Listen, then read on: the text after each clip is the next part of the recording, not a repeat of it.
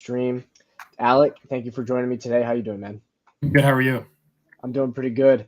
Ready to chat some NFL, dude. It's been a little bit. I don't even know if we've chatted NFL at all this year yet, but we are going to do this here. So now you can see my screen here. We got the tiers.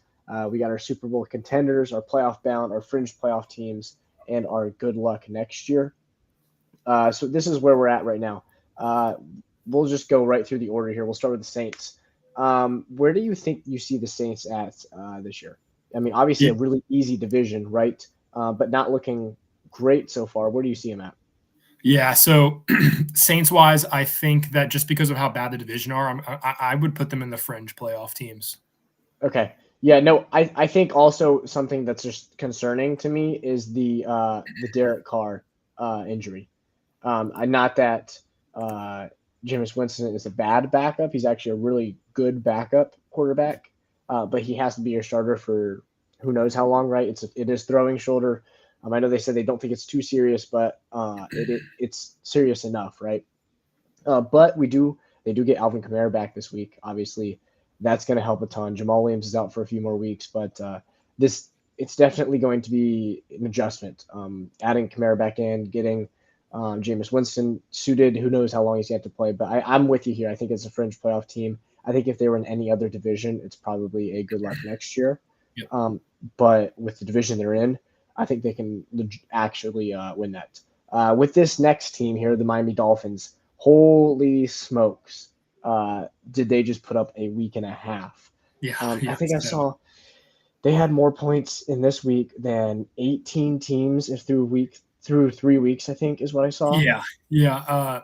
I was really upset when they didn't kick the field goal at the end to break the record, because it's like if you're going to pour it on that much, you might as well Yeah. kick the field goal at the end. Hmm. But I think Sean Payton would have probably tried to fight Mike McDaniel at the end at midfield. Yeah, which is understandable too. Oh, But absolutely. No, absolutely. yeah, so but we can both agree here that these guys are Super Bowl contenders, right? Yep. Uh, Yep. okay, cool. Ravens here, playoff bound. Do you think? Do you think they're a fringe playoff team? Obviously, in my opinion, a significantly better team than the Saints, but in a significantly harder division than the Saints. Do you think they can beat the Bengals or no? It's tough because a healthy Joe Burrow, I don't know. And I think he didn't, we'll talk about them when we get there. But Hmm. I would probably say this is tough because all these AFC teams, you can't have too many playoff bound teams, Right. and everybody's kind of a fringe playoff team. I Hmm. would put them as a playoff bound team, though. Okay. Yeah. No, I think that the issue with the Ravens, and this is the issue every year with them, to me, is how injured are they going to be? Because every year they have the longest IR in the entire league, and I I don't mean, know if yeah, but they're 2-1 right now, and Linderbaum and Marlon Humphrey and Ronnie Stanley have not played. So correct. And the offensive weapons have looked better. Zay Flowers has looked really good. Obviously, Mark Andrews missed week one and is back now. Lamar Jackson's looked really good. Losing J.K. Dobbins the entire season is tough, but I think this offense is one that you could throw any running back in and they're going to be decent. yeah, I And mean, if Justice Hill can get rushed for 40 yards, anybody can. So yeah, no, yes, I do yes. agree. I do agree. But I think Zay Flowers is a huge positive. How good he's looked already, and the chemistry shown with Lamar. I think this is exactly what they needed. They didn't need a Quentin Johnston type of player that's going to be, a deep ball but drop some. They need Zay Flowers, who's going to be open for 10, who's going to be He's so open for good. 8, and is explosive after the catch. I think he's a perfect fit for this offense. And I think Bateman's looked decent as well, and even Odell a little bit. So I think this offense has been solid, but I'm with you here. I'm going to put them, as you said, it's I if said we could playoff. put them right in between here, that'd Yeah, be yeah. perfect, right? But yeah, playoff bound. I think that they win a wild card spot. I think the AFC North produces two teams in the playoffs, and I think it's going to be the Ravens and the Bengals. Um, which brings us to the next team here, the Bengals. Escaped without going 0-3 the other night. Obviously, that would have been a tough start, right? But Jamar Chase got back on track. Joe Burrow still did not look good. He's still dealing with that right calf strain, which is, I mean, terrible, right? He's doesn't let him scramble. He can't even drive off of his right foot. It's definitely hurting him. We've seen that. But he was able to bounce back, at least get the ball in Jamar Chase's hands and let him create this past week. But again, this Rams team you're playing it's not like it's a great Rams team, right? They defensively, I will say the Bengals looked really good. Pass rush was excellent. Puka Nacua did basically nothing until that big play at the end there. But I will say the pass rush looked great. The offense still shaky, but again, with this Bengals team, the offense is not the issue typically. Like they have plenty of offensive weapons. Oh, of course, and same thing happened last year where it's like start off slow, 0-2. Only difference is the Burrow calf now, but I really believe that's going to get better. And they're scheduled the next couple of weeks. They play at the Titans and then against the Cardinals. So kind of a good 2 games to get him healthy. You can grind it out a little bit. He'll make some big throws when he has to. Yeah, I think you could put playoff bound. I don't think you could put Super Bowl contenders just yet because last year they won 10 in a row. And I think that kind of catapulted them. If Joe Burrow's healthy and he gets healthy, they're obviously Super Bowl contenders. Yes. But we'll see. We'll see if that happens. Yeah. And I think the question is too, how good can the guys around him be, right? Mixon's getting towards the latter end of his career, right? Stills looked good. T. Higgins played horrendous. Past week. And they have a couple holes. Backup running back's bad. Tight end's bad. Like Irv Smith. He didn't play, but he's not even close to what Hayden Hurst was last year. And think about how many big plays Hayden Hurst made against the Chiefs in the playoffs or any playoff game, any big game. Hayden Hurst was making a couple catches. So they have a couple more holes this year. Yeah, and my thing too with the Bengals that I don't necessarily understand is when you draft Miles Murphy, right, in the first round draft pick, and you look at the people that were on the board there, and Miles Murphy's not being used right now. Yeah, right? I think that they kind of took him as like, you know how they took Dax Hill 2 years ago, and Dax Hill barely played last year, and now Dax Hill's a freaking monster. Yeah, he's a tackle machine. So. It's kind of nice. The Bengals didn't have a ton of holes. Sam Laporta would have looked great. Yeah, that's the name that remains in my mind is man. But to be fair, consensusly, Miles Murphy was ahead of Sam Laporta, though. So it's kind of hard in hindsight to look back on that. They don't use their tight end enough to really draft a first-round tight end. But, yeah, I understand that. He'll eventually play the next year when they need depth. Yes. Yep. And pass rushers are one of those where, you could have, Hendricks could go down tomorrow, right? Yep. And if you don't have a backup pass rusher, like your defense is just like, there's not a lot of good. There's like never any good free agent middle of the season pass rushers because if you're that good, you're going to be employed. You know what I mean? Yes, exactly. So let's move on to the team that got 70 hung on them last week, and the Denver Broncos. I don't think they're in the Caleb Williams sweepstakes because I think they're better than that, but I think they're definitely a good luck next year. In the AFC, this team cannot make the playoffs. Yeah, to make this one quick, they lost by 50, but I honestly don't think they're as bad as losing by 50. So, I mean, they're not going to win. They're not going to be 3-14. And I think that's what it's going to have to take to get Caleb Williams. So they're going to win 4 to 5, maybe 6 games as things start clicking a little bit. I think they're somewhere in there. I see them between that 4 and 6 range. Peak is 7 and 10 is a great season. And that's like if Russ is cooking with, I mean, if Judy doesn't get hurt or any of the receivers don't get hurt. Yeah, and they start to really crank it up defensively as well, obviously. Giants here, I'm going to put them in the good luck next year. I don't think they can make the playoffs. I don't think they're bad enough for the Caleb Williams sweepstakes. I don't understand why you're paying Daniel Jones that much money for him to come out and not score. But again, I could say the same thing about Burrow, but Burrow's injured, and we've seen what Burrow can do. Burrow's proven himself, has gotten to a Super Bowl. Was an MVP candidate last year, right? And you look at Daniel Jones, he ran the ball really well last year. Okay, cool, right? He had 15 passing touchdowns. He had 15. Yeah, and this year they haven't scored a touchdown in the first half. So I mean, of any game, and so I just don't understand this offense. If you take Saquon Barkley out of it, Daniel Jones looks horrendous now. So well, you also add, yeah. How much of Daniel Jones' success was I have a really dangerous running back that's next to me, right? And how much of it was I'm actually a good quarterback. In my opinion, I don't think Daniel Jones is a good quarterback. What were you saying? I was gonna say I think the issue is with these contracts now that are going up and up and up and up and getting kind of just out of hand. Daniel Jones is like the reason why they're out of hand, right? Is because there are 15 quarterbacks around the league that should be paid more than Daniel Jones. And so they see Daniel Jones with, I don't know what it is, a crap ton of money, right? And they say, well, I should be paying more than him. And so now you have 15, which you can't deny that, right? I mean, looking at the play. So that's the issue with the quarterback market, is that when a quarterback has one good season and now there's teams that are like, yeah, screw it, give him 42 a year. Like, come on now, we can't be doing that. So, but yeah, no, I think the Giants are just bad in general. I agree. This defense is mid, offense is just not good. Speaking of an offense that's not good, we're not going to go to the Vikings because they've actually been decent. Kirk Cousins has been slinging the ball. I'm going to throw them in the good luck next year. What do you think about that? Yeah, I agree with that. I really don't think the Vikings are that bad.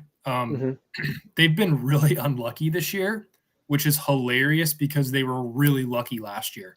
Yes. So it's kind of like the luck swinging back on them. And I think it was kind of easy to see this. Did they go 10-1 or 11-1 in one-score games last year? It was something crazy. They were 11-1, including postseason. They were 11-0. Yeah, I mean, and that's just not. Yeah, that's not how the NFL works. We know that as fans of really awful historical franchises, we know that just because you're within one score does not guarantee anything. Like the other night, the Bengals, when they got scored on, I was like, Rams are getting this onside kick, because it's just the way the NFL works. You just never know. But yeah, the Vikings' luck is just kind of swinging back. I don't think they're that bad. I think Kirk Cousins gets way too much blame. I think he's actually like, this is crazy, like a fringe top 10 guy. And I know it's crazy to say, but like if you put Kirk Cousins in San Fran, like you could argue he's top, like, and this sounds crazy, but like with that team, like top 6 or 7, because he's throwing for 4,800 and might throw less than. It's like he'd have like a potentially an Aaron Rodgers MVP year there. Yes. Now I will say the offense he's in allows him to just sling the ball. I mean, he's thrown the ball like 300 or like 235 times through 3 weeks, or through 3 weeks. So not 200, 100 and right. 138. 138. Yeah, I had my hundreds messed up there. 138 times through. Yeah, I was trying to do the math there for a second. And I'm like, hold up. 70 times a game. We're playing at what's Washington State. Mike Leach came back. Yeah. No, but in all honesty, I mean, they allow him to throw the ball a ton, which you can't argue it, because if I had Alexander Mattison as my running back, and the trade for Cam Akers, not a bad trade, right? But like at the same time, I'm not really a fan of it. We do have one here: trade Madison and Godwin for DK. I would say yes.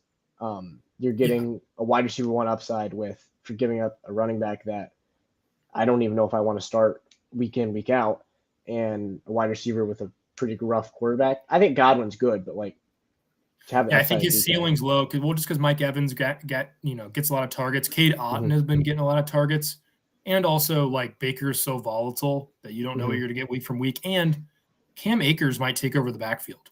Like we don't really know. So, and even if he doesn't, Madison this past week had a decent week, but let's not forget about what he did against like the Eagles, right? I mean, or even like the week before. He's just not a great running back. He's a good backup running back, but not something I want to start in my fantasy lineup. Yeah, he's like the perfect he was the perfect handcuff. He'd come in for a week, people really wouldn't know how to defend him, and then he'd get 100 yards. And that'd be great.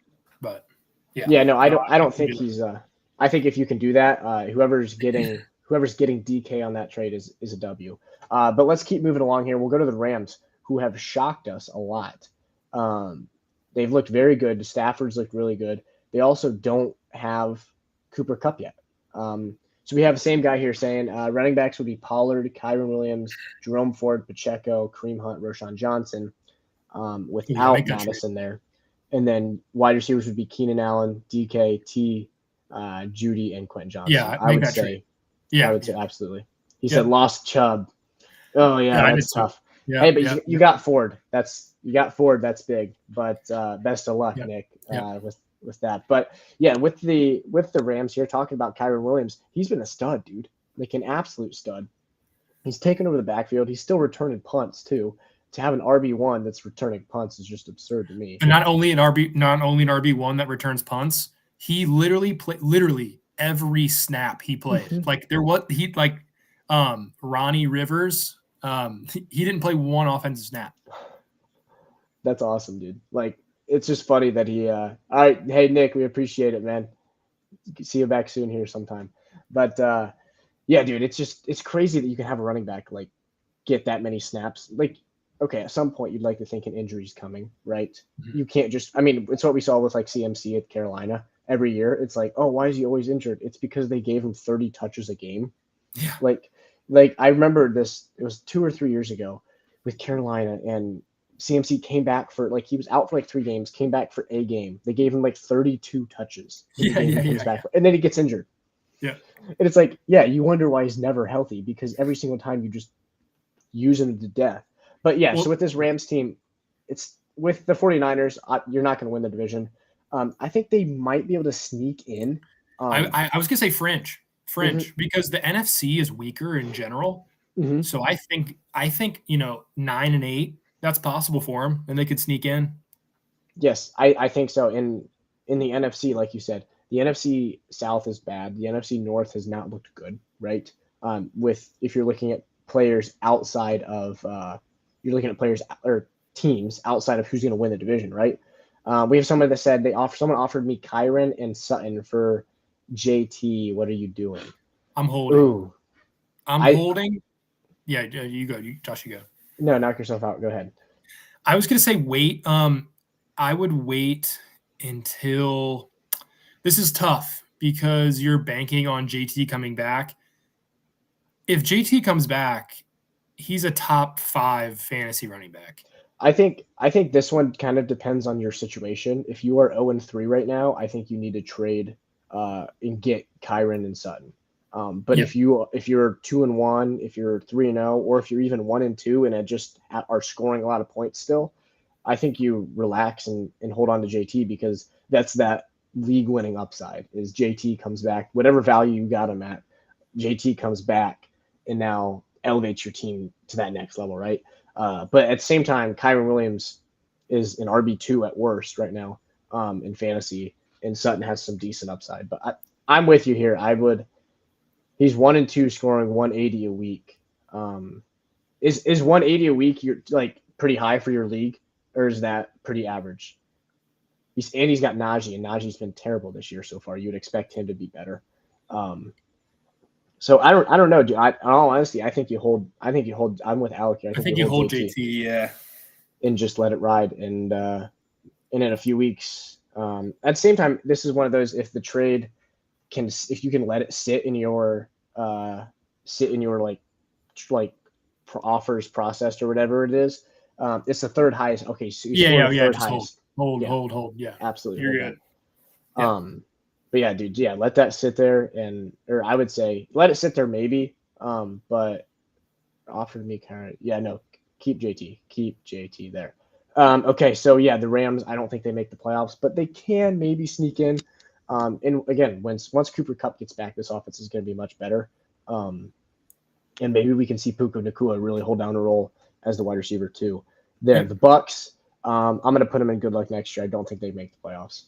Yeah, I don't think so. I mean, they have Baker at the helm, and it's not like Baker with the Browns when the team was just unreal. No. Tom Brady barely took that team last year. So yes, this offensive line outside of Tristan Wirfs, like if Tristan Wirfs goes down with an injury and is out for a week, this is the worst offensive line in football. Well, also defensively, they still have no running game. Yes, I mean, as somebody who bet on Rashad White's under for rushing yards the other night, like I can tell you, they didn't. He had that 12-yarder at the end, and I was like, oh boy, getting close there. But they truly don't have a rushing game, and when you don't have a rushing game, and your quarterback is Baker Mayfield, who's going to make mistakes, he's going to make dumb throws, he's going to turn the ball over. It's not really an offense I want to buy into. So you better have an elite defense. Their defense is definitely not elite. Not bad, but it's not good enough to keep you to put you into the playoffs. Moving on here to my Lions. I'm going to say playoff bound. I'm going to let you make the decision though, as to what they are, because I am obviously insanely biased. But I will say they're 2-1 right now. Obviously, game tomorrow night against the Packers. If you can win at Lambeau and go 3-1, you then have Carolina and Tampa Bay. You're staring 5-1 in the eyes. Yeah, I think that I would say playoff bound. Just put in playoff bound. I think that just say that Green Bay somehow wins the division somehow. I don't know how that would really. I don't know. Like I haven't looked at their schedule, but the Lions are going to win 10 games at least. So, they should 9 or 10 games at least. So that should get them at least a wild card. Or they should win the division, though. If they win tomorrow night at Lambeau, I mean, the rest of the division is not very good. No, well, you're looking at 2-0-3 teams. And my other thing, too, is that Green Bay beats Atlanta at home. They beat Atlanta on the road, and then they beat the Saints at home. No, they lost to Atlanta on the road. Yeah, they lost to Atlanta. You're right. Yes. You're right. Yes, I was gonna say, because I know they're 2-1. So you lose to Atlanta, who Detroit just beat.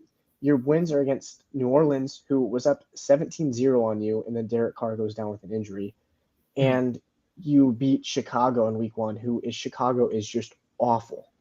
Like, I'm not impressed with what they've done so far this season. Jordan Love has looked decent. Sure, he's got some touchdowns, but he's not throwing at an efficient rate for completions. I mean, his completion percentage is in the 50s, and he's not throwing for a ton of yards yet either. So, I mean, I just don't see that as something that I want to buy into. We'll get to see it against the Lions here this week, though. But no, you're good, Andrew. We love talking fantasy football. So if you're trying to keep throwing them in the chat if you have questions here. Someone offered him Justin Fields, Jake Ferguson, and Mike Evans or Kamara for Kelsey. He had A-Rod to start the season, so I'm just on waivers. In all honesty, I think hanging on to Kelsey and just taking whoever's on waivers is fine. I would do that. I don't really want Justin Fields right now with the way their offense has been functioning. And obviously the issues that he's had with the coaching. Like, in all honesty, I could see this being a situation where they end up benching him and saying, you know what, we're going to go for the first overall pick. And I mean, if you lose 3 more games and he's still just, bitching back and forth with your front office, I could see that, right? Obviously unlikely, but I could see it happening. But I think hanging on the waivers for a quarterback each week that has a good matchup playing against whoever, I think that's fine. Yeah, I think it's fine too. Because I'm sure, Jake Ferguson, I'm sure in your league, Luke Musgrave, or I always do that. I don't know why. Luke Musgrave. I think that he should be there, or I don't know, somebody else would be there. Jake Ferguson doesn't really move the needle. He's probably a fringe tight end 1 at the end, like that, and that's sad to say out loud. But I also think with what you're saying too is if you take Kelsey and Ferguson, right, that drop off from Kelsey to Ferguson is way bigger of a drop off than what Fields to whatever quarterback you're going to have is. So I think keeping Kelsey is. I also think be aware. I know that Daniel Jones has had a couple bad weeks, but Daniel Jones was really good in fantasy last year, and he only threw for 15 touchdowns. So he said, "No, I'm not disrespecting the pack. 18 unanswered is decent, but I will say that it's the Jameis Winston effect. That's what it was." But being down 17-0 to the Saints team isn't a great look. And also, no, don't get me wrong, 18 unanswered points in the second half. That's impressive to come back and win that game. But the Saints had a chance to win that with a field goal, and then losing to the Falcons too isn't a great look. But I'm excited to see them get tested here, and obviously a rivalry matchup, right, at Lambeau Field, Thursday Night Football. It's going to be an insane environment. I think we're going to get to see truly who is the best team in the division here. Is it the Lions year, or are the Packers still going to kind of run the North like they have in the last 10 years? But George Cooks here says Pollard and Kirk for CMC. Yeah. Mm-hmm. With that, like, I'm not even. If you're trading for CMC, and he would do that, I mean, CMC can take any team to the next level. CMC's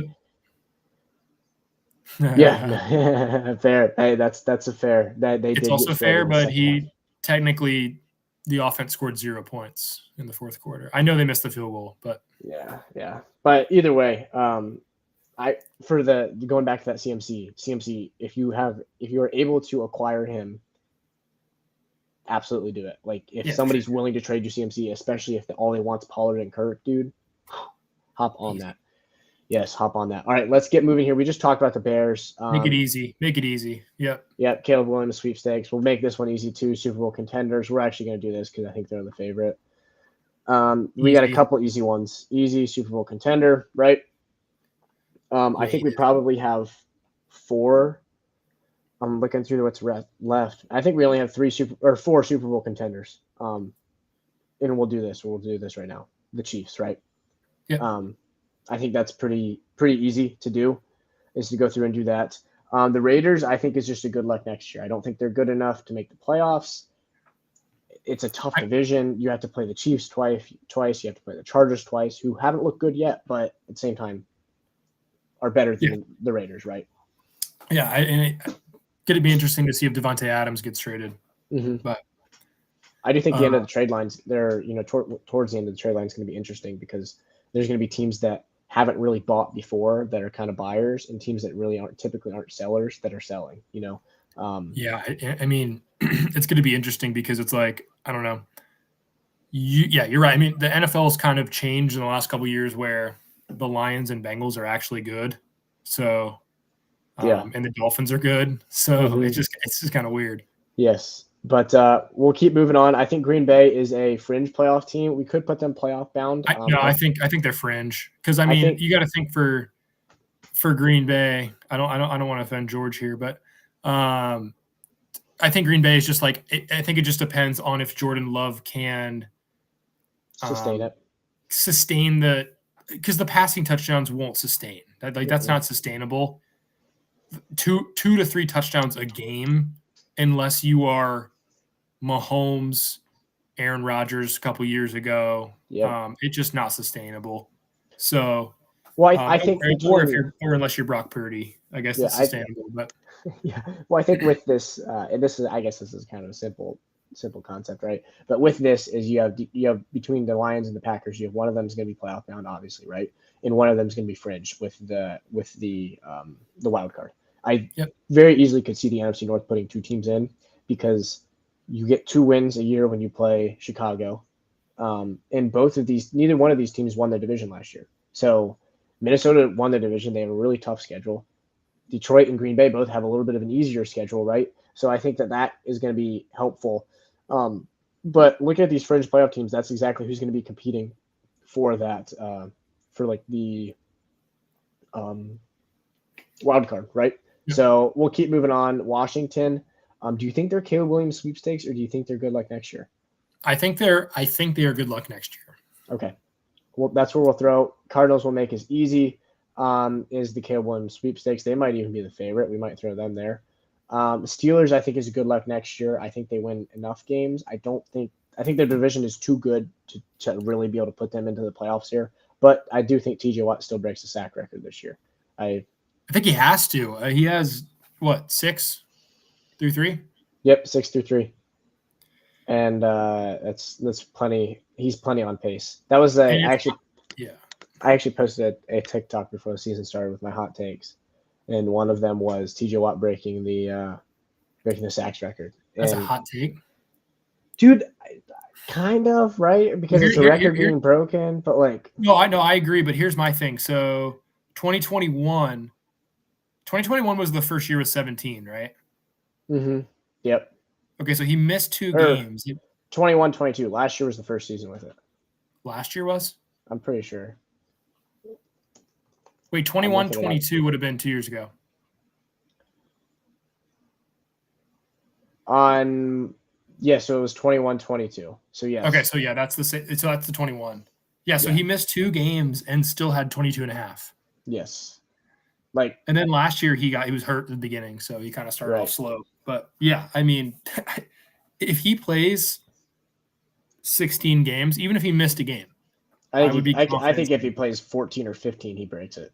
In all honesty, he's on pace right now for 34. So, and that's not going to happen. But no.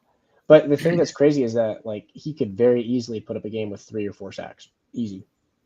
Like, well, I mean, he can have. Yeah, I mean, he had three week 1.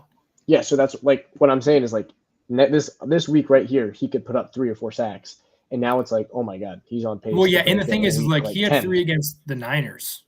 It's not like he's getting 3 sacks against the Texans, which ironically they play this week. Right? I think so. Okay. I think so. Yeah, they do. Yeah, they do. Yeah. Okay. No. Yeah. Maybe a little JJ tribute. Yeah, no kidding. But okay, so we'll keep moving here. I think the Bills are going to be they might be a fringe playoff team. In all honesty, I would say playoff, just because, dude. I think to be fair, with Rodgers going down, I think they're a playoff team. Well, also, I wanted to make this point too about the Bills is like, yeah, with Rodgers going down for sure, but and I know point differential doesn't mean a ton, but they beat the hell out of bad teams. Mm-hmm. It's like the Ravens a couple years ago. Remember the Ravens when they would play a good team and they'd lose, and then they'd play like the Texans or somebody and then just win by like 35, and you're like, dude, it was you're talking like Lamar's MVP season, right? Yeah, it was like they would just like they play the Bengals and win by 30, and then they'd play a good team and lose by 14. You're like, what the heck? All right, let's see this. Yes. 12-team, full PPR, A-Rich and Stroud, Pollard, J. Cook, Herbert, Spears, Eli Mitchell, Diggs, Ayuk, Hopkins, MT, Hollywood. Thinking wide receiver 2 and RB3 upgrades. Who'd you like to buy low? Ooh, there's a couple good buy low people right now. I'm trying to think of some off the top of my head. Yeah, so I have one that's like it's kind of crazy to maybe say this right now, but I think that we're going to look back on this in 4 to 5 weeks and be like, why didn't we try to get him? It's Breece Hall. And I get that the Jets offense is awful right now, like terrible. Mm-hmm. But if you could trade to get Breece Hall, and it's going to get bad because they play the Chiefs this week. They're going to get blown out. Yeah. But if they make any sort of move with for quarterback and Breece Hall gets healthy, I mean, he's an RB1. Yeah. And you can get him at a low price. Yeah, somebody that I don't think is a bad option if you wanted to buy low is also Najee Harris. He's obviously been terrible so far, right? But we just saw him put up 65 yards against Vegas, which not great, but it was his best so far. And we have to remember his first 2 weeks he played San Fran and Cleveland, 2 of the best fronts in the league. You look at his next games, you have Houston, Baltimore, you have the Rams. Obviously a little bit difficult with Aaron Donald in there, but we just saw Joe Mixon run decent with him. And then you have Jacksonville and Tennessee and Green Bay. That's a much easier schedule to run against than what you've been playing. Now Jaylen Warren there obviously definitely is taking that receiving threat. But I'm with you on Breece Hall. I think Breece Hall wins the backfield within the next few weeks and takes it over, and he's probably going to be a league winner, and so does Dylan. Dylan's with you there. For wide receiver to buy, I'm trying to think of some wide receivers to buy off the top of my head. I might head over to one receiver that I would buy low that you already have is Brandon Ayuk. I think he could really take off, especially with how good the 49ers have been playing. So it's good to see you have him. Tank Dell, that's a great pickup. I'm sure you got him off the waiver wire. I'm high on him. Mark Andrews is your tight end. You're going to go into basically every matchup with a better tight end other than if you play Travis Kelce. So that's good. Yep. Anthony Richardson. Yeah, I mean, this team's good. What's your record in this league? I'm curious through 3 weeks what your record is. Because in all honesty, the way this looks, I mean, I look at week 1, Pollard and Ayuk went off, right? A-Rich went off. Stroud's been solid. But Hopkins had a good year or a good week. I'd like to think this team is at worst 2-1. But yeah, who knows? I think 2-1 in this league. Yeah, man, we appreciate you stopping in. Feel free to stop in the future too. God, it's just fun to chat fantasy football like that, dude, and looking for trades. I will say for waiver wire, somebody else that should be Josh Downs if he's available. I don't know how available he is anymore, but Josh Downs is someone who's been earning a ton of targets in that Indianapolis offense. I could easily see him like getting to the point where he's a 10 targets a week, pretty consistently. Yeah, I'm looking at Josh Downs' snap percentage. Yeah. Because every time you watch, his snap percentage was, he was on the field for 80% of snaps. It's going up. Mm-hmm. And he had, and I know obviously this is with Minshew, so it's gonna sway when A-Rich comes back, but he had 12 targets last week. Yeah. So he can do it. It'll just depend on what the offense looks like with Anthony Richardson rather than Minshew. Yeah, but I think Anthony Richardson also, when he played, it was not a rush first mentality when he was playing. No, no. They threw the ball 30 times. So yes, I think that's kind of what we all expected, right? Is that he threw the ball 47 times through like a game and a half, which is plenty of a pace of what you need.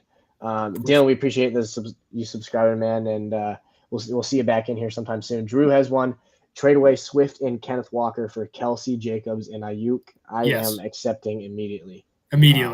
Without a doubt. Kenneth Walker. I think you could take Josh Jacobs out. I think you could take Josh Jacobs out of that trade, and I might still accept it. Oh, for sure. Yeah. For sure. So Swift and Kenneth Walker for Kelce and Ayuk, I think I might accept it. So Josh Jacobs is just collateral there. Obviously hasn't been great so far. Offensive line isn't good. He's had played some tough front lines too, though. But I think just Kelce, the upside of Kelce is alone, and also you're trading away 2 running backs in Swift and Kenneth Walker that are in committee backfields, right?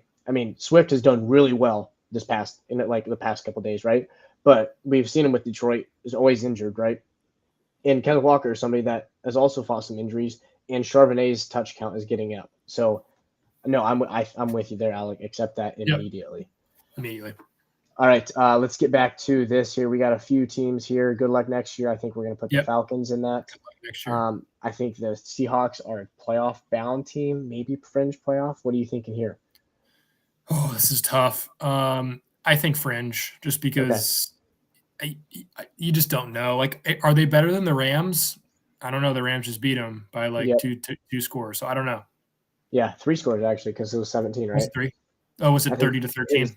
Yeah, so barely 3 scores. But yeah, no, 3 possessions. Yeah, like the 49ers are winning this division, right? Nobody's arguing that. And if you're not going to beat the Rams, then it's unlikely that you're going to get in the playoffs. If the Rams are finishing above you, the NFC West is not putting 3 teams in the playoffs this year. Very unlikely, I should say. But no, I think putting them at fringe is a good spot. The Patriots, do we think they win enough games to get out of the Caleb Williams sweepstakes? I don't know. What do you think? With this offense, it's bad. The defense is always good enough that they win games is my issue. And they finished last in the division last year, right? So yeah, you know what? I'm going to put them in the good luck next year. I think that Belichick, I think the Caleb Williams sweepstakes, I think, is a maximum of 3 wins. Yeah, a max of maybe 4, but no way that the Patriots go 5-12. Like you're saying, you don't think they're that good?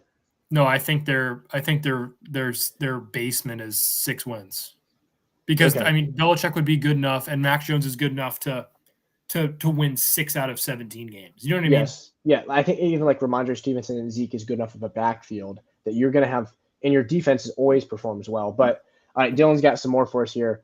Got time to scroll. Who would you all move off of your team? Only guys off limits are Andrews, Diggs, and Pollard. I would, if you could pick up somebody. I think getting rid of James Cook and like an MT if you wanted to get like that Breece Hall, like what Alec was saying, wouldn't be bad. I think James Cook is good trade bait, because he's played really well so far. He's had a huge role. He's also had extremely bad fumbling issues, and we've seen this Buffalo Bills like backfield constantly has fumbling issues. And like I remember with Devin Singletary, he'd be perfect, right? He'd play wonderful for 2 weeks. He'd come in, fumble twice in a game, and the next week he'd get 4 touches. Not that that's going to happen to James Cook. I think he's better than that. But at the same time, you have Josh Allen, you have Stephon Diggs. It's a pass-first offense, and you're going to have different like. I just don't think James Cook is going to be able to sustain the touches he has right now. But if you could give me James Cook for Breece Hall, absolutely. So whatever you can kind of have to maneuver between those to get that, I think would be a win. Tank Dell for Josh Jacobs. Whew. Yes. Yeah. Mm-hmm. The problem I have with Tank Dell, and I know that it's not everything, but he weighs 160 pounds, and it makes me really nervous. It makes me really nervous. Yeah, so I would definitely do that. You basically would be picking up Josh Jacobs off the waiver, which is basically what you'd be doing, and I think that's definitely. The thing with Josh Jacobs is he's getting all the snaps, so it's just about game script at this point. I mean, he had 9 rushes for -2 yards against the Bills, but that's because they were just loading the box early and daring them to throw. Yeah, there will be some games where Josh Jacobs runs for 125 yards. Like it's just. I would say with the name Josh Jacobs is, don't be afraid to ask for more. Try like Tank Dell. You have all the leverage in the world. This is a guy I picked up off this is a guy picked up off the waiver wires compared to like Josh Jacobs, a big name. I think you can ask for more. But we got another one here: 0-3 in PPR. 1 quarterback, 1 running back, 1 wide receiver, 1 tight end, 3 flexes. He's got Ridley, Wilson, Ayuk, Elijah Moore, Bijan, Cook, Pacheco, Freiermuth, Komet. I think your 1 running back's Bijan every week, right? Your 1 wide receiver every week is Ridley. Your 1 tight end every week, I think you can bounce between Freiermuth or Komet. I don't know. What do you think there, Alec? Yeah, again, I'm a Musgrave guy, so just because he's on the field for 85% of the snaps, and he gets targeted, so I like him. But if he's on waivers, but I mean, yeah, tight end's fine. You have to keep playing Justin Fields just because the second you bench him, he's gonna rush for 155 yards and 2 touchdowns. Yep, it's just the way fantasy works, and Jordan Love's like not good enough, I feel like, to kind of supplant the potential that Justin Fields has, even though you are 0-3. Yep. I think for your flexes here, so Ridley and Bijan are your starting, right? I think Wilson, Ayuk, and James Cook should be your flexes, with maybe, depending on the Elijah Moore, how he kind of cooks in this. It's a good team, though. No, I do think this is a good team. I think 0-3 PPR is tough. I'd be curious to hear how many points you've scored compared to other people, especially the week 1, because Bijan had a great week 1. So did Ridley and Ayuk. Okay, so to answer his question, package Wilson and Ridley for an elite wideout, I would. I think we'd have to draw the line at elite wideout here, though. Like elite wideout would be. Here we go. It would have to be like Tyreek Hill, or somebody like that. Here we go. Okay, so we have the the wide receivers here, performance wise. Now this is one of my leagues that has weird scoring, so don't mind that. But Keenan Allen, Tyreek Hill. I think Tyreek Hill, Jefferson, yes, either of them, obviously. I think Diggs, I would say yes to that as well. But at what point do you change this to be? Oh man, he says he's got the most points against, average points in the league. Holy smokes, lost week 1 by 0.02. That's awful. Man, that would suck. But I mean, looking at this, dude, I think if you can get obviously a Jefferson, a Tyreek Hill, Diggs, it's a win. There's not many more. Like AJ Brown, I really don't want to buy stock in. Somebody like CeeDee Lamb, I think I do want to buy stock in, but maybe not. I would do, if I were you, I would try to maybe do like a Wilson and Elijah Moore maybe for if you could get Chase, dude, get him. Or even like a Diggs, like so Wilson and Moore for Diggs, or just see if somebody bites. Yeah.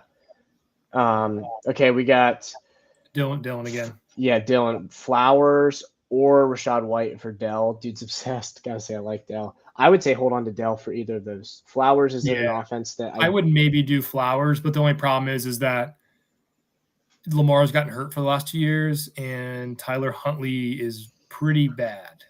Well, and the other thing too is that CJ Stroud is slinging the ball. They sling it, and I would assume they're going to continue that.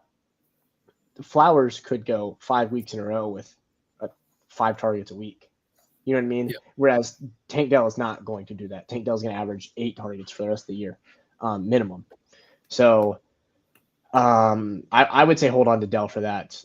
Who's more worth it? Tank Dell or D Hop? Someone dropped him, but I don't know if it's worth it for me to pick him up. It's this one's tough for me because in week 1, D Hop had a ton of targets, right? And last week it was rough.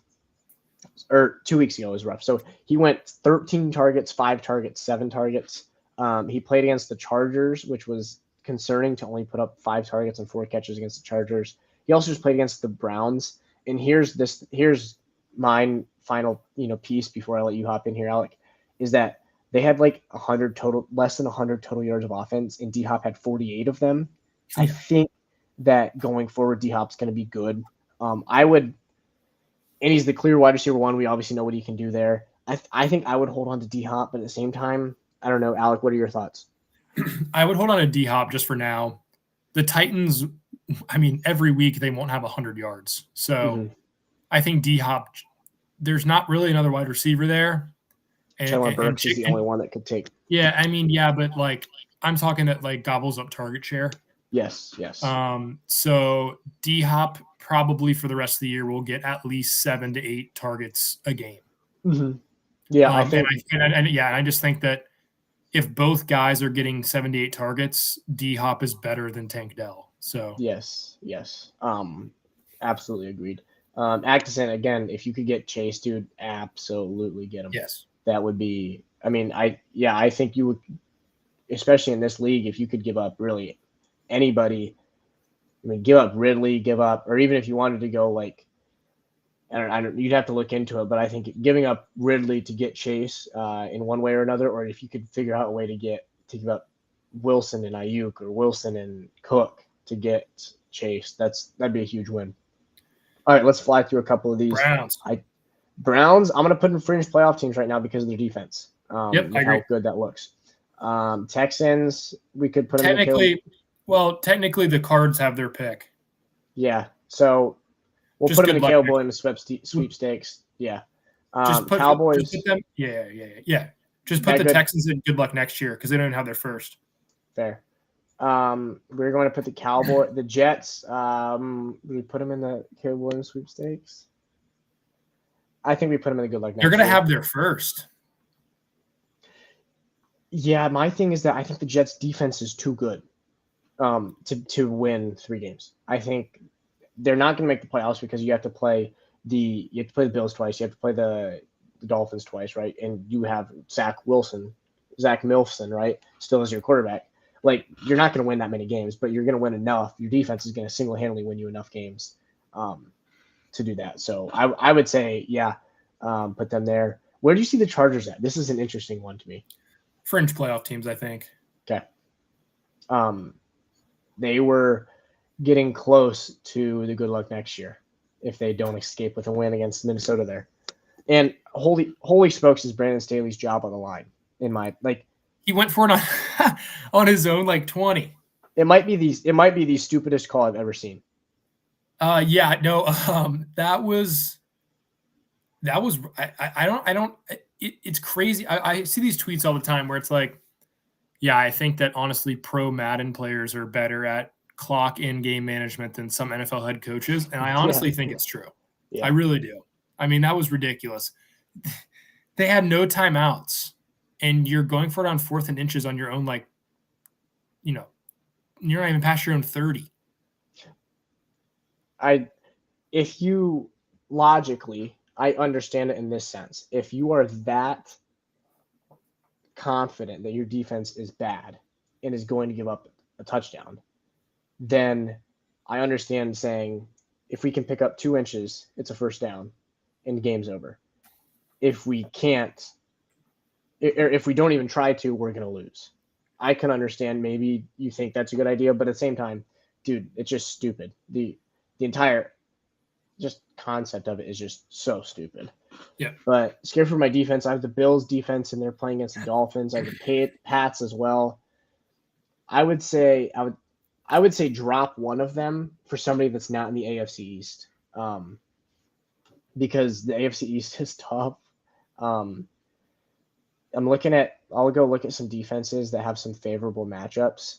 I don't know if there are any defenses available in your league.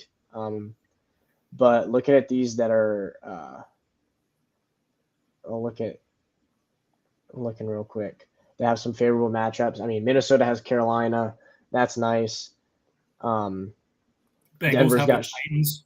Yeah, Bengals have the Titans, and they just had a ton of sacks this past week, which is positive. Where else we got here?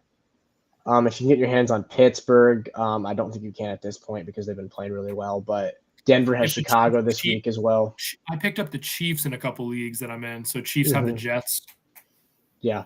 No, I think try to kind of just my thing with defenses is if you don't have one of the I wouldn't drop the Bills defense, but I would drop the Pats defense just because their offense is so bad that they're not going to be keeping the ball. That time of possession is not going to be theirs, and so your defense is going to be on the field a ton. But I'd drop the Pats, try to get somebody that maybe has a 1 week favorable matchup. Also for defenses, don't be afraid to start looking down the line too. If you think you're going to be competing in playoff time, look for a defense that has really favorable matchups in weeks 14, 15, 16, and try and just pick them up and stash them right now. And even if you're not playing them at all, just because then weeks 14, 15, 16, you got one of the best defenses. Really try to move off of Wilson, which is understandable. Wilson, T. Higgins straight up, or even an RB for him. Yeah, Wilson's tough because obviously Zach Wilson's been terrible. He's got the worst quarterback rating in the league so far. He's the only quarterback with a worse quarterback rating than Mr. Joe Burrow, by the way. Not to take a shot at you or anything, Alec, but Jared Goff is top 5 in that, in case you were wondering. But yeah, no, Garrett Wilson was your wide receiver 1, but Ridley is now offer. I would say keep Ridley and offer Wilson as much as you can. Alec, your opinions on that? Yeah, I just I just don't know if anybody would take the bait for Wilson right now. Mm-hmm. And it would have been awesome to trade Ridley after week 1, but nobody would ever. I mean, if he went off week 1, you'd be like, oh my gosh, he's back. Yeah. So you never would have traded him anyway. So I think it's just hard. But yeah, Wilson. It sucks with Wilson because the talent is so good. Mm-hmm. The talent is so good. It's like the Kyle Pitts, Drake London thing. It's like Kyle Pitts is on a decent offense. That dude is getting 1,200 receiving yards a year. Mm-hmm. It just sucks. It's just the same thing with Garrett Wilson. So it's tough. I would, if somebody would bite for Wilson, I'd send out some trades. But honestly, I'd probably keep Ridley. Yeah, no, I would keep Ridley. Would you take the Wilson for T. Higgins straight up? Who do you think wins that side? Who would you rather have? I just think Higgins because at least some weeks you're going to get a week where he has 25. Mm-hmm. Like just Zach Wilson's so bad that I just don't know.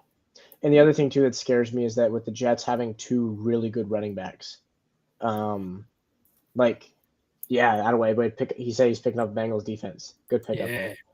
The Jets running attack is so good, and your passing attack is so bad that when you have two really good running backs, I shouldn't say the rushing attack is so good. They're two good running backs. You want the ball in their hands, right? So I just don't think that they're going to be throwing the ball that much when Zach Wilson is throwing the ball that poorly. But all right, let's fly through a couple more of these teams.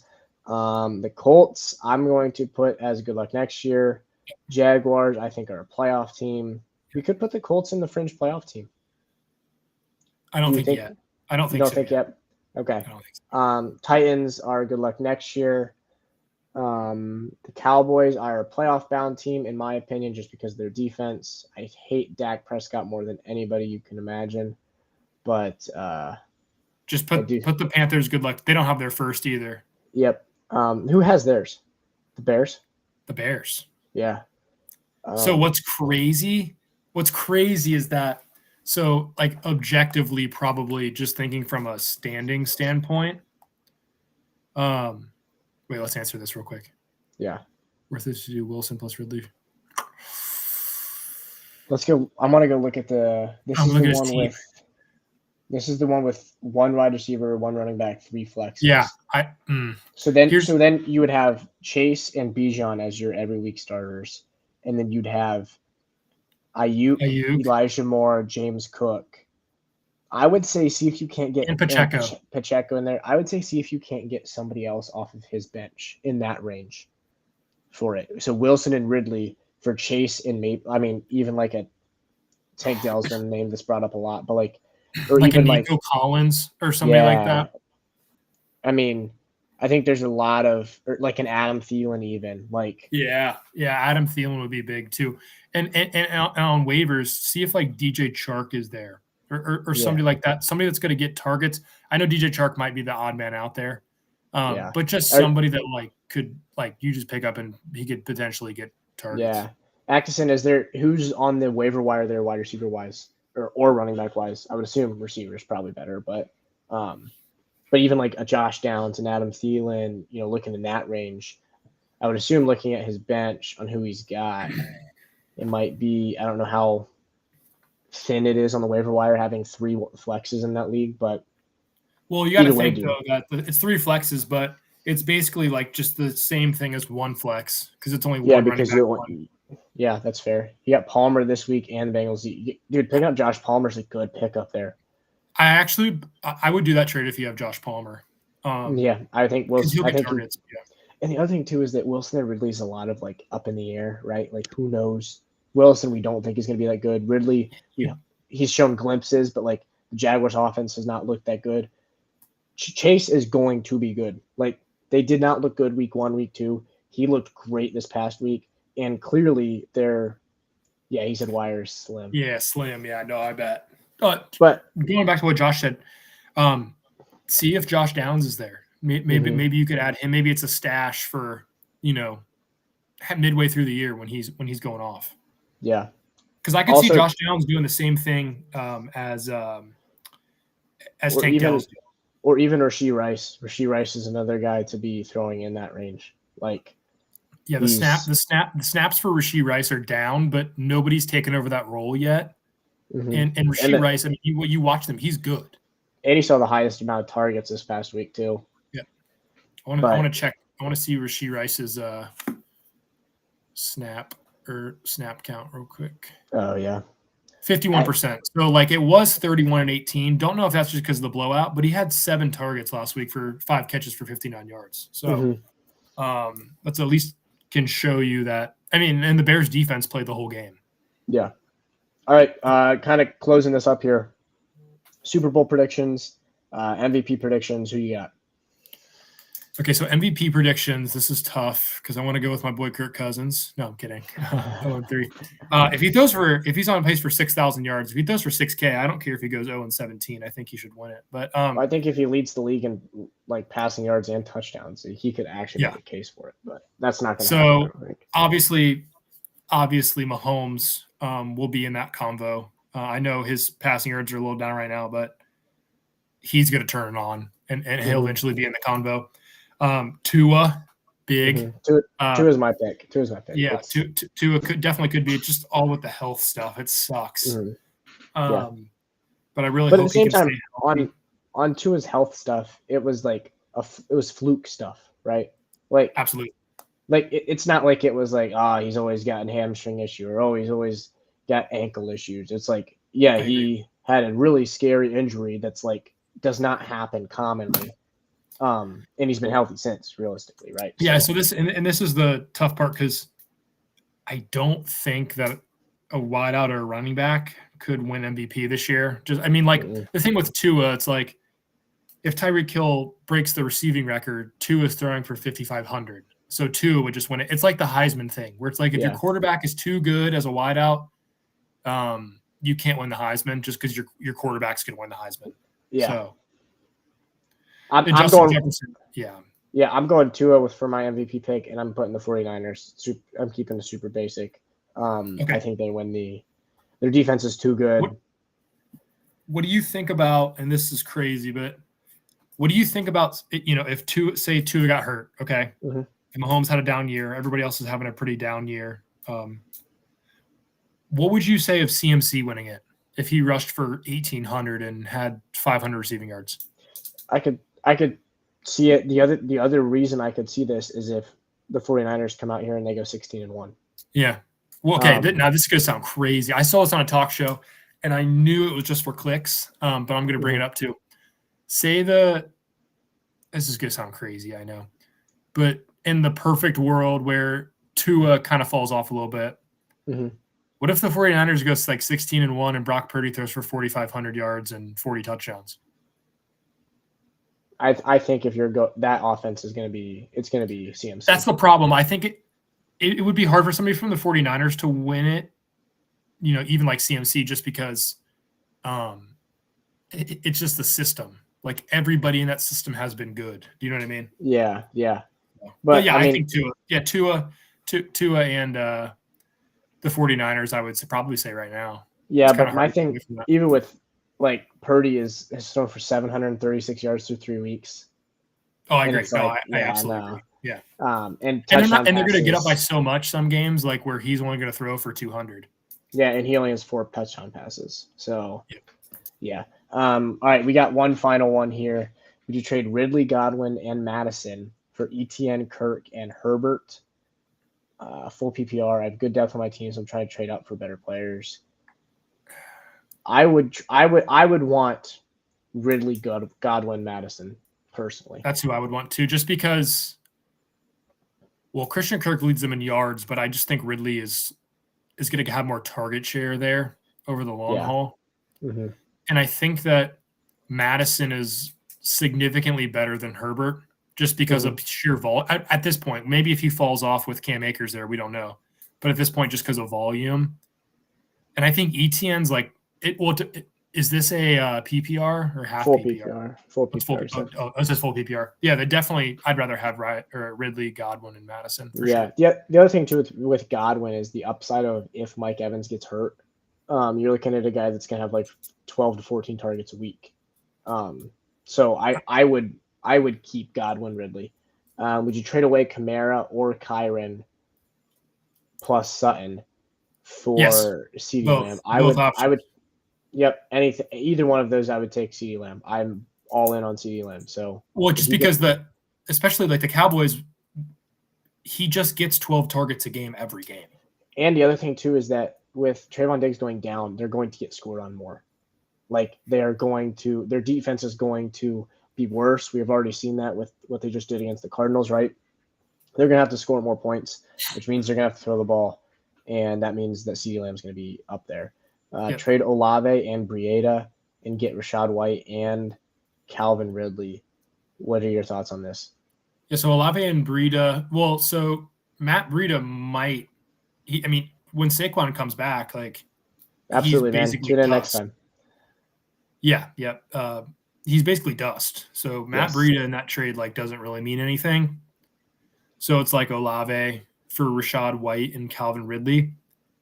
That's really tough because I really believe in Ridley. Is But I it think is it full PPR? Or what's the scoring there? Because I think if it's full PPR, I think it's worth it because I think Rashad White is going to get dump off passes consistently from Baker, right? But in Olave and Ridley, we look at where they were drafted. Olave was a little bit earlier than Ridley, but I think that Ridley has a better quarterback. He has full PPR. I think I would would do that. I would take it because my thing too is that I don't know what your record is there, but if you're 0-3, maybe you hold on to them. But I think that like if you're 1-2, 2-1, 3-0, you are getting two guys in Ridley and White that towards the end of the year could be unreal, right? Maybe probably not for Rashad White. And he's got T-Law Ridley T-Law. stack. Yeah. I would do it. Yeah. Henry, DJ Moore, and Drake London for T. Higgins, Ramondre, and Christian Watson. It would depend on Christian Watson. Is it Christian or Deshaun Duffy? If it's Christian Watson, well, if it's Deshaun, it depends on the QB. But well, I mean, in all honesty, I think I want T. Higgins and Ramondre Stevenson from that. DJ Moore isn't Christian. Okay, yeah. I mean, Christian Watson is worth more than Drake London when healthy, just because of the Falcons system. I don't know I think Drake London might be a better player, but for fantasy wise, I think Christian Watson. DJ Moore is worse. DJ Moore is probably the least. I would want him the least. I think if you can get Higgins, Stevenson, Watson here, you're sweeping the board. I think so too. I do still like Derrick Henry. Last week was just their game script was awful for Derrick Henry. He'll be fine, I think. Yeah. But I think Ramondre will finish ahead of him. So I like that. I would do that. I would do that if you're getting Higgins, Stevenson, and Christian Watson for sure. Yep. I'm absolutely with Alec here. Yeah. Dude, keep dropping the trades in the chat. This is fun to talk to. It's always fun to see trades. We had one in one of our dynasties the other day that was it was T. Higgins for who was that one? It was Zemo's trade. You know what I'm talking about? Let me go look. It was on the sleeper one. T. Higgins for, and I'm blanking on who. Oh, for Kyron Williams. And I was like, I think it's a win-win for both of them because like Kyron Williams is an RB2 and T. Higgins is a wide receiver 2. Both teams needed. If that's me, if that's me, I want T. Higgins just because the problem with I don't know if you have this problem too. It's like for Dynasty, I have a really hard time buying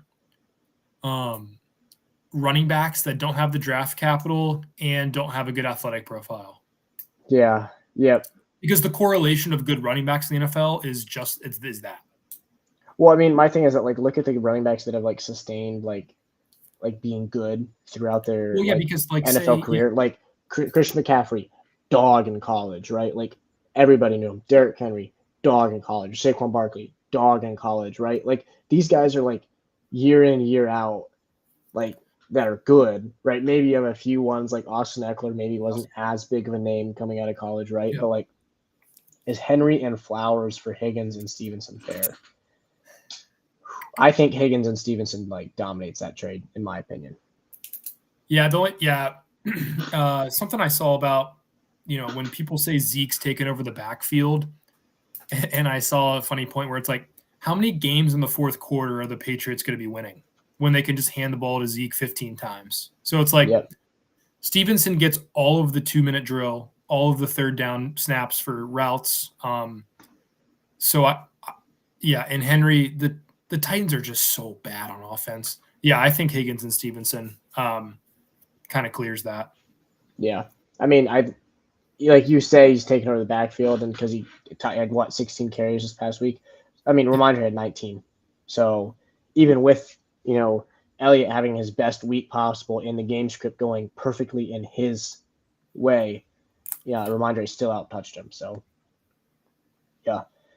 We'll take a few more trades here. We'll keep monitoring it here for a few more minutes, and then we're going to hop off. I do have – you think Joe Burrow's back to normal? Yes.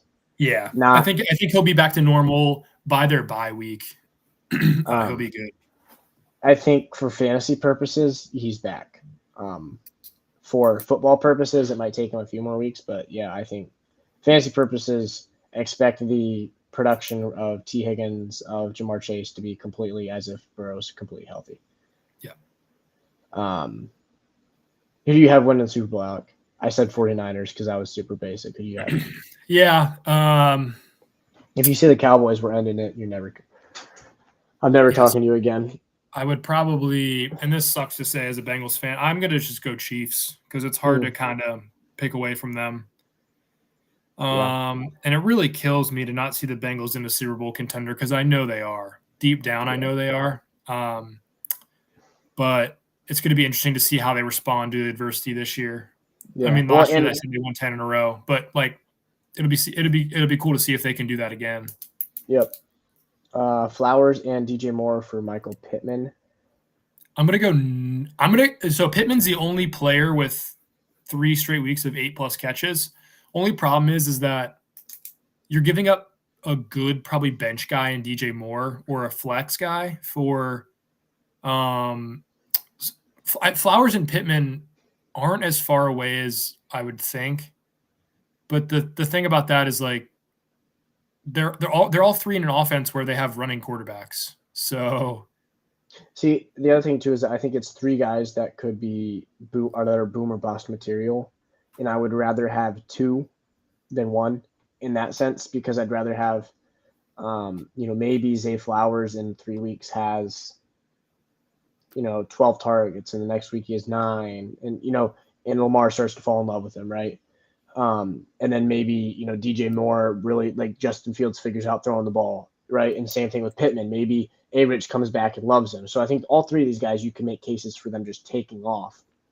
So I'd rather just have 2 hands or 2 pieces of the pie rather than just 1 in that sense. I just saw a thing on Twitter. I just wanted to ask you real quick, just a trade thing. Where is this? Would you do and there's a lot of debate on this one. With T. Higgins for Brandon Ayuk, what do you think? I would rather have T. Higgins.